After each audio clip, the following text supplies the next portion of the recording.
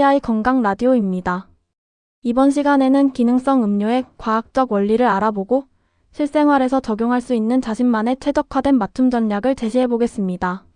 자, 오늘 저희가 함께 파헤쳐볼 자료는 바로 기능성 음료에 관한 최신 학술 논문과 연구 보고서들입니다. 네, 사실 편의점만 가도 막 피로 해소, 장 건강 이런 문구가 붙은 음료들 정말 많잖아요. 정말 많죠. 오늘 저희의 목표는 이게 그냥 기분 좋은 마케팅인지 아니면 정말로 당신의 건강 관리를 위한 어떤 과학적인 도구가 될 수 있는 건지 그 본질을 한번 제대로 들여다보는 겁니다. 맞습니다. 오늘 이야기는 그냥 어떤 음료가 어디에 좋다 이런 나열에서 그치지는 않을 거고요. 아, 그렇죠. 이 기능성 음료라는 개념이 도대체 어떻게 탄생했고 또 특정 성분들이 우리 몸속 간이나 장 같은 곳에서 정확히 어떤 일을 하는지 거의 세포 수준까지 한번 파고 들어가 볼 겁니다. 좋습니다. 그럼 그 지식을 바탕으로 당장 내일부터 뭘 어떻게 마셔야 할지 구체적인 계획까지 함께 짜보는 걸로 하죠. 네, 자, 그럼 기능성 음료 이 말부터 확실히 짚고 가죠. 이게 법적으로나 학문적으로 정확히 뭔가요? 그냥 비타민 워터랑은 다른 개념인 거죠? 완전히 다릅니다. 학술적 정의는 조금 딱딱한데요. 알코올이 없는 음료 중에서 생체 활성 성분을 함유해서 일반적인 영양 공급 이상의 건강상 이점을 주는 제품을 말합니다. 잠깐만요. 말이 좀 어렵네요. 생체 활성 성분, 영양 공급 이상. 네, 그러니까 단순히 비타민 C가 많다. 이걸 넘어서요. 이 성분이 우리 몸의 특정 문제를 해결하는 데 도움을 준다. 고 과학적으로 주장할 수 있는 음료, 거의 음식과 약의 경계에 있는 개념? 이렇게 보면 될까요? 네, 정확한 해석입니다. 특정 질병의 진행 과정을 늦추거나 개선하는 이른바 식품의약품 상동성이라는 관점을 담고 있죠. 역사를 보면 옛날 중국의 차나 에티오피아 커피도 원조 기능성 음료라고 할 수는 있겠는데 이건 사실 경험적인 거잖아요. 그렇죠. 경험에 기반한 거죠. 이런 막연한 믿음이 과학의 영역으로 들어온 결정적인 사건이 있었을 것 같은데요? 있었습니다. 바로 1965년에 플로리다 의과대학에서 개발된 게토레이입니다. 아, 게토레이요?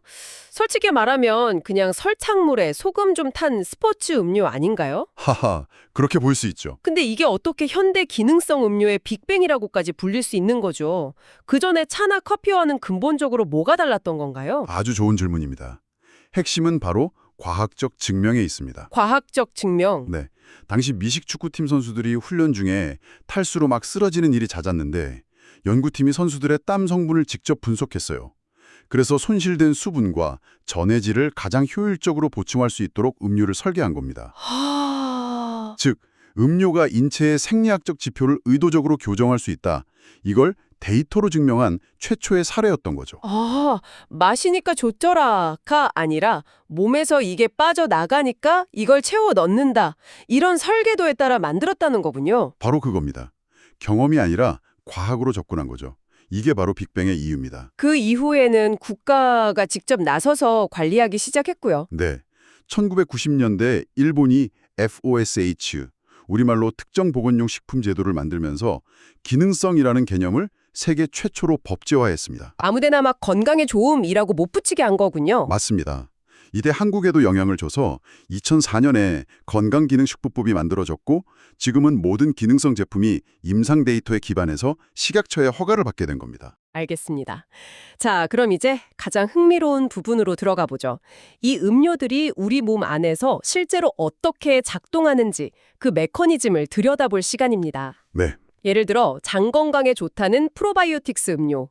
이게 그냥 장에 좋은 균을 좀 추가해주는 그런 수준이 아니라고 들었습니다. 맞습니다.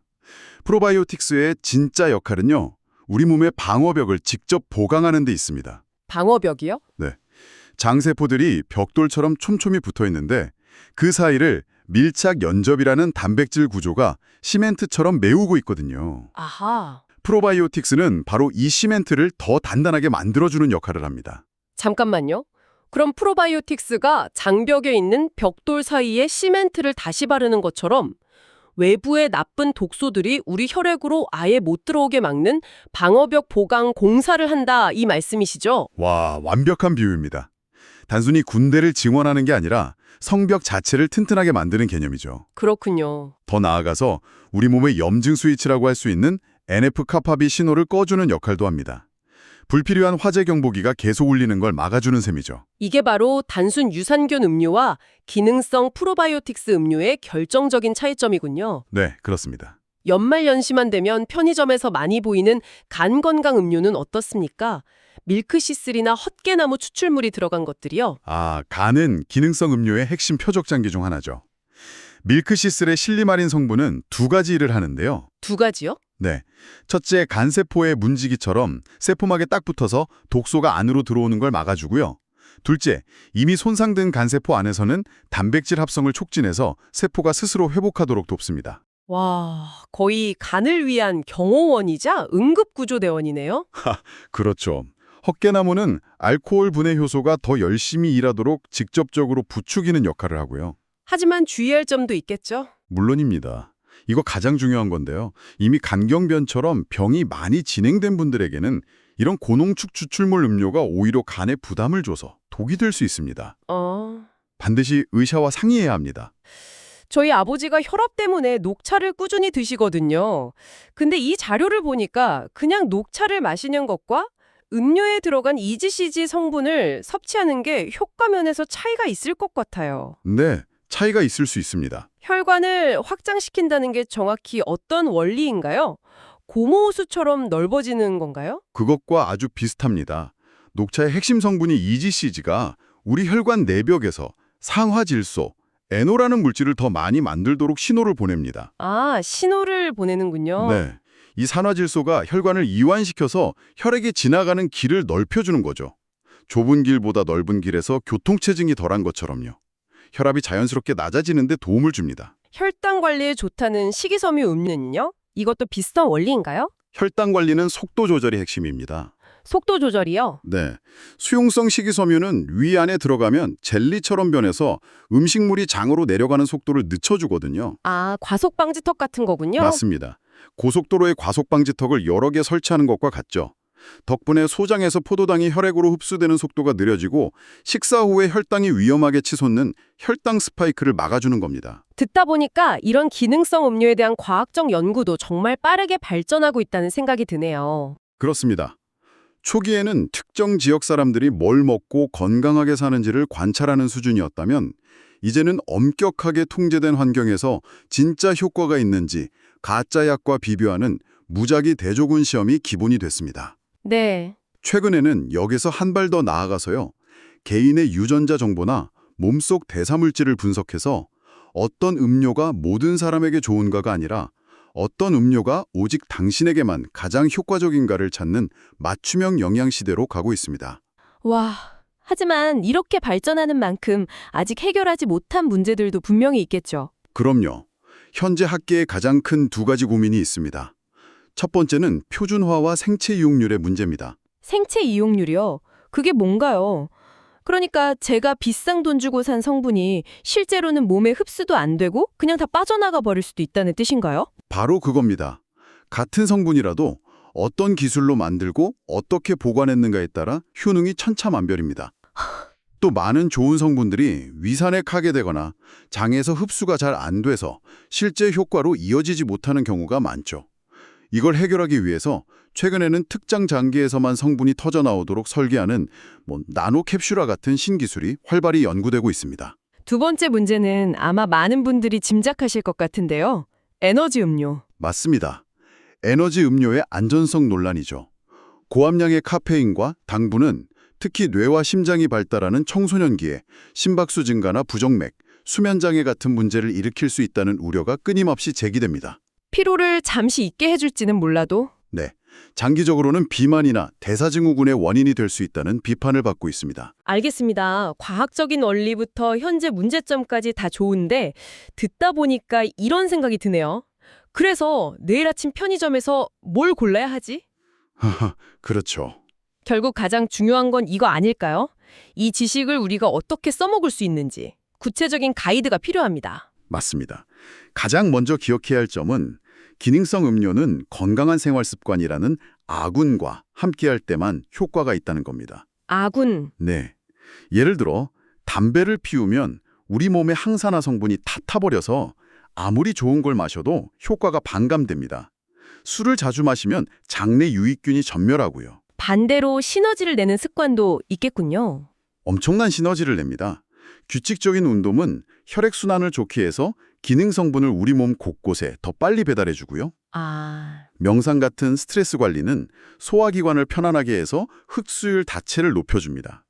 기능성 음료는 솔로 플레이어가 아니라 팀 플레이어라는 걸 꼭 기억해야 합니다. 좋습니다. 그럼 건강 목표별로 구체적인 음료와 섭취 팁을 좀 주시죠. 네. 첫째, 고혈압이나 심혈관 관리가 목표라면 칼륨이 풍부한 채소 음료나 아까 말씀드린 EGCG가 든 녹차 음료를 식사 직후에 드세요. 식후에요? 네. 식사로 섭취한 나트륨을 칼륨이 몸 밖으로 배출시키는 걸 도와주기 때문입니다. 아, 짠 음식을 먹고 나서 바로 마시면 효과적이겠네요. 당뇨나 혈당 관리는요?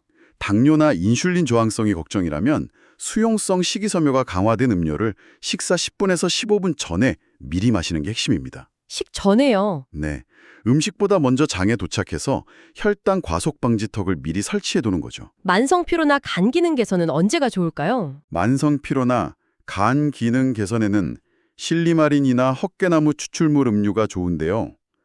간세포가 가장 활발하게 재생되는 시간이 밤이거든요. 아, 그렇군요. 그래서 아침 공복이나 잠들기 전에 섭취하는 것이 가장 효과적입니다. 마지막으로 장 건강은요? 장 건강과 면역력이 고민이라면 프로바이오틱스 음료는 위산의 공격을 최대한 피해야 하므로 위산이 희석되는 식사 중이나 식후에 마시는 걸 추천합니다. 이것만은 절대로 하지 마라 하는 경고도 필요합니다. 가장 중요한 경고입니다. 기능성 음료를 약으로 착각해서 의사가 처방한 약을 마음대로 끊으면 절대로 안 됩니다. 절대 안 되죠. 이건 보조 치료 도구이지 주전 선수를 대체할 수 있는 교체 선수가 아닙니다. 특히 신장 질환이 있는 분은 칼륨 함량이 높은 음료를, 간 질환이 있는 분은 성분이 불분명한 고농축 음료를 피해야 합니다. 그럼 내가 마시는 음료가 정말 효과가 있는지 어떻게 알 수 있을까요? 플라시보 효과일 수도 있잖아요. 좋은 지적입니다. 스스로 평가해 볼 수 있는 세 가지 기준이 있습니다. 바로 시간, 강도, 목표 지수입니다. 시간, 강도, 목표 지수. 하나씩 설명해 주시죠. 첫째, 시간입니다. 우리 몸의 세포가 바뀌는 데는 시간이 걸립니다. 최소 8주에서 12주는 꾸준히 마셔야 의미 있는 변화를 기대할 수 있습니다. 두세 달은 꾸준히 마셔야 하는군요. 네. 둘째, 강도입니다. 제품 라벨을 꼭 확인해서 예를 들어 프로바이오틱스라면 최소 10억 CFU 이상처럼 임상 연구에서 효과가 입증된 함량인지 확인해야 합니다. 함량. 마지막으로 목표 지수입니다. 혈압, 식후 혈당 같은 객관적인 숫자와 함께 아침 기상 시 피로감이나 화장실 가는 주기 같은 주관적인 느낌을 같이 기록해 보세요. 아, 기록을 하는군요. 네. 데이터가 쌓이면 진짜 효과인지 아닌지 스스로 판단할 수 있습니다. 자, 이 모든 정보를 종합해서 당장 오늘부터 시작할 수 있는 구체적인 액션 플랜을 짜보죠. 먼저 하루 계획부터요. 좋습니다. 일일 계획의 핵심은 루틴 만들기. 루틴. 네. 예를 들면 아침 식사 후 프로바이오틱스 음료로 장 건강을 챙기고 스트레스가 심한 오후 3시쯤엔 테아닌이 든 차로 마음을 진정시키고 저녁 식사 후에는 간 건강 음료를 마시는 식이죠. 여기서 가장 중요한 건 뭔가요? 음료만 마시는 게 아니라 금연, 금주, 10분 명상 같은 생활 습관 개선을 반드시 함께하는 겁니다. 주간 계획과 월간, 연간 계획은 어떻게 세우면 좋을까요? 주간 계획으로는 주중에 세운 루틴을 꾸준히 실천하고 주말에는 평소보다 운동 강도를 조금 높여보는 겁니다. 그리고 일요일 저녁에 지난 한 주간의 혈압이나 수면 시간 같은 데이터를 기록하면서 스스로 피드백을 하는 거죠. 다음 주 계획도 세우고요. 네, 맞습니다. 다음 주 식단과 음료 구매 계획을 세우는 겁니다. 장기적인 관점에서는요? 월간 및 연간 계획으로는 한 달 주기로 체중이나 허리둘레 변화를 평가해서 음료 종류나 운동 계획을 미세 조정하고요. 1년 단위로는 건강검진 결과를 통해 혈당, 콜레스테롤 같은 장기적인 수치가 어떻게 변했는지 확인하는 겁니다. 목표 달성 여부에 따라 계획을 수정해 나가는 거군요. 네, 그렇죠. 고대 중국의 차 한 잔에서 시작해서 개인의 유전자 정보에 맞춰 음료를 설계하는 시대까지 기능성 음료의 긴 여정을 함께했습니다. 네, 오늘 분석의 핵심은 이 음료들이 마법의 약이 아니라 건강한 생활 습관이라는 엔진에 부어주는 고급 연료와 같다는 점인 것 같습니다. 네, 맞습니다.